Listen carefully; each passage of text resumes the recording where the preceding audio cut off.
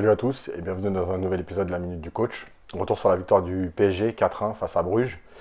Alors j'ai décidé de faire que la première période parce qu'en deuxième période il y a eu un peu moins de jeu. Ça paraît aussi logique parce que Paris s'est géré, il y avait 3-0.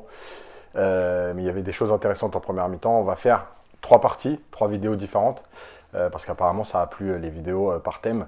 Avec une première partie pressing et contre-pressing, une deuxième partie sur le rôle de Wijnaldum et une troisième partie avec 3-4 actions sur lesquelles je voulais revenir un peu diverses. Voilà, vous rappelez de liker, de commenter et je remercie tous les gens qui commentent, qui débattent, qui donnent leur point de vue parce que évidemment ça reste du foot donc on n'est pas forcément d'accord mais à partir du moment où il y a du débat intelligent on va dire c'est le principal. Vous abonnez à la chaîne YouTube de Paris United. Voilà et on va démarrer avec donc cette victoire 4-1, donc pressing contre pressing. J'ai mis la compo de départ, donc Donnarumma, Marquinhos, Diallo dans l'axe, Hakimi et Mendes, Verratti en 6, Gay un peu plus haut, Wijnaldum encore un peu plus haut, Di Maria, Messi, Mbappé. Premier pressing, on voit qu'on est au bout de 30 secondes et on voit que le PSG avait donc décidé d'aller chercher très vite, très haut, même si Bruges était peut-être dans une attitude attentiste en se disant tant qu'il y a 0-0, en attendant le score de City-Leipzig, Leipzig City, on peut se qualifier pour l'Europa League. En tout cas, Paris avait décidé d'avancer et on le voit dans les attitudes, un joueur qui avance, là on se replace, et Verratti qui est là. On continue la course, c'est Gay qui vient presser, Verratti qui est là, Mbappé, pardon, Verratti qui vient coulisser, et on voit Messi. Je l'ai entouré parce que, même si on répète souvent que Messi ne défend pas, il le fait parfois, et je pense réellement que le PSG a intérêt à avoir un Messi qui, au moins, fait quelques courses pour aller gêner des relances, et on va voir pourquoi.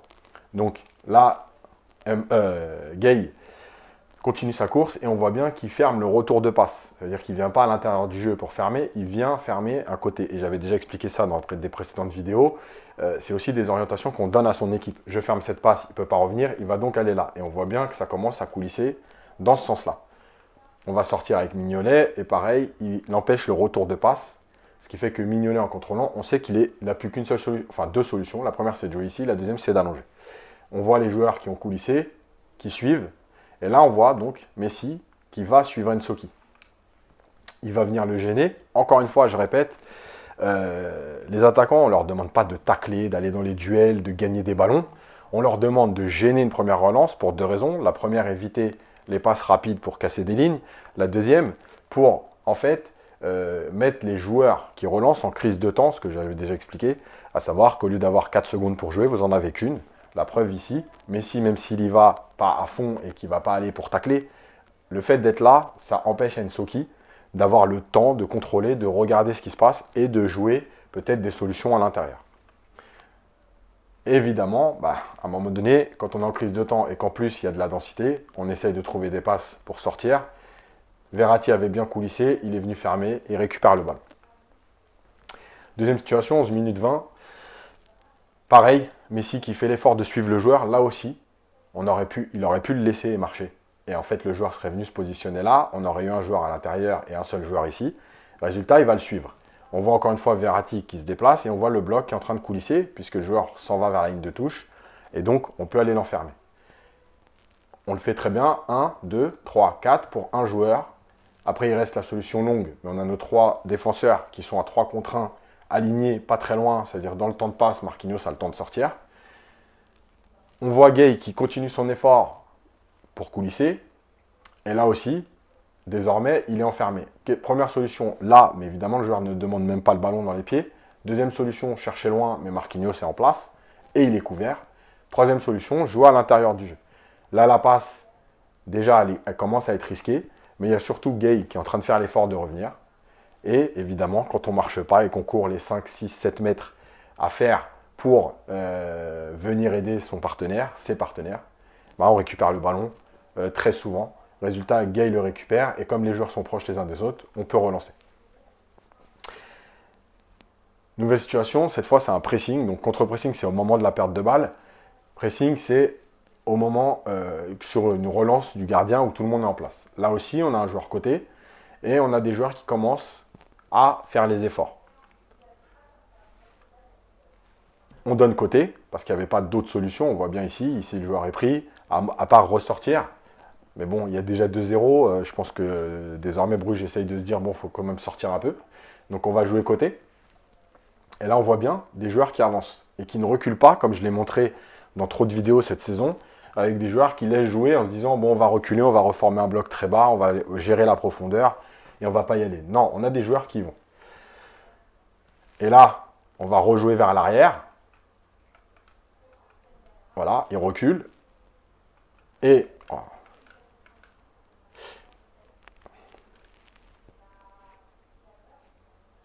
donc là, le joueur va reculer puisqu'il ne peut pas jouer. On voit Hakimi qui est proche. Donc si on joue à l'intérieur, Hakimi sera là. Et on va donc avoir ici le joueur qui va venir fermer.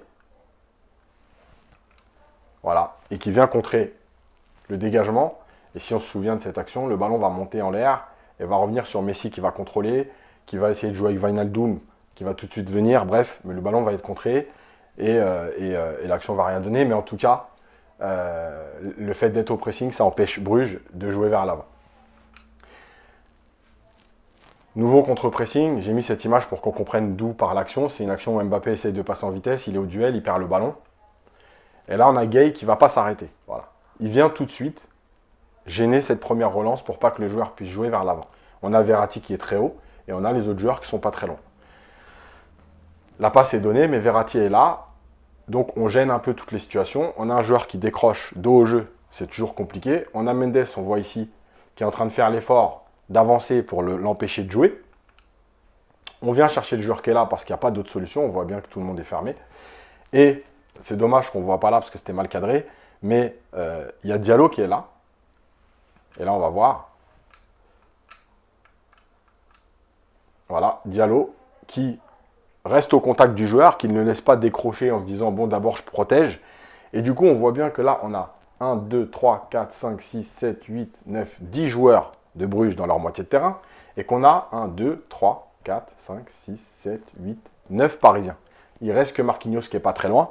Ce qui veut dire que là, pour une fois, Paris n'a pas décidé de reculer en se disant, on va gérer d'abord ce qui va se passer. Non, on continue d'avancer, on continue d'aller les gêner.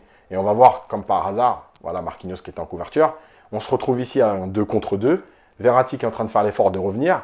On est au duel, on ne laisse pas le temps au joueur de jouer. Il est dos au jeu. Eh bien oui, il va essayer de sortir de là. On voit qu'il est enfermé. Verratti tacle et récupère le ballon. Voilà. Évidemment, une fois qu'on aura dit que c'est que Bruges, etc., moi je continue de penser, 1, que cette équipe est faite pour jouer haut. 2, que contre-presser ou presser, c'est aussi une question d'état d'esprit et de volonté, de vouloir aller vers l'avant et d'arrêter d'avoir peur. Et 3, moi je continue de penser que cette équipe, dans les matchs importants ou dans les matchs qui comptent, a peur. Bruges, c'était un match qui comptait, parce que c'est la Ligue des Champions, mais malgré tout, c'est un match qui ne comptait pas au classement, puisque quel que soit le résultat, Paris aurait fini deuxième. Et donc je trouve que les joueurs ont été beaucoup plus libérés, en sachant qu'il n'y avait pas d'impact sur le résultat. Le résultat n'avait pas d'impact sur le classement final. Donc, ils ont joué plus libérés. Ils n'ont pas eu peur d'avancer, ils n'ont pas eu peur d'aller chercher, ils n'ont pas eu peur de jouer vers l'avant, ils n'ont pas eu peur d'aller presser très haut. Voilà. Moi, je reste persuadé qu'il y a... Alors, c'est là où on va avoir un doute. Est-ce que c'est le discours du coach? Est-ce que ce sont les joueurs qui se mettent la pression? Mais en tout cas, dans les matchs importants, cette équipe a peur de prendre des risques, a peur de jouer vers l'avant, a peur de se livrer, a peur d'aller chercher très haut, quitte à laisser des espaces dans le dos. Et à l'arrivée, on a les bouillies qu'on a vues trop souvent. Là, on a vu un match cohérent contre une équipe de Bruges qui a malgré tout fait une Ligue des Champions correcte, puisqu'ils gagnent quand même à Leipzig, etc., qui tiennent Paris en échec à l'aller, même si c'est un autre PSG. Donc, voilà. La dernière chose, c'est évidemment que dans ce pressing-là, il y a un joueur hyper important, c'est Verratti, parce qu'il est toujours dans les bons endroits, alors que quand on a un Danilo ou un Paredes, qui ont moins de jus, moins de vitesse, moins de volume de jeu, bah, automatiquement ils sont plus bas, et donc il y a des espaces plus grands à l'intérieur du jeu.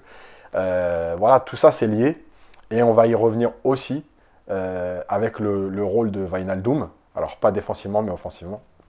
L'équipe a été plus cohérente, tout simplement. Voilà, j'espère que cette vidéo vous aura plu. Je vous rappelle de liker, de commenter et de vous abonner à la chaîne YouTube de Paris United. Et moi, je vous dis à très vite pour la deuxième partie.